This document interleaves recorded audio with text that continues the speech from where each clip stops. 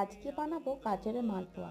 তার জন্য প্রথমে গাজরকে ভালো করে পিলারের সাহায্যে খোসা ছাড়িয়ে ধুয়ে নিয়ে ছোট ছোট পিস করে মিক্সার গ্রাইন্ডারে পেস্ট করে নিয়ে হাফ বাটি গাজর, হাফ বাটি সুজি, এক বাটি ময়দা, হাফ বাটি গুঁড়ো দুধ ও একটু সামান্য লবণ, হাফ বাটি চিনি, একটু এলাচ গুঁড়ো ও জল দিয়ে ভালো করে ব্যাটার মাখিয়ে নিয়েছি।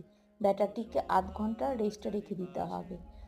আধ ঘন্টা পর মৌরি, ঘি, সামান্য খাবার সোডা দিয়ে মাখিয়ে নিয়ে এদিকে 2 বাটি জল ও 1 বাটি চিনি, এলাচ, কেশর ও অল্প সামান্য ফুড কালার, লেবু দিয়ে রস তৈরি করে গরম তেলে মালপোয়াগুলিকে ভেজে নিতে হবে। মালপোয়াগুলি লাল লাল করে ভেজে নিয়ে রসে ফেলে দিলেই হয়ে যাবে সুস্বাদু মালপোয়া। বাড়িতে একবার অবশ্যই এমনি করে খাবেন।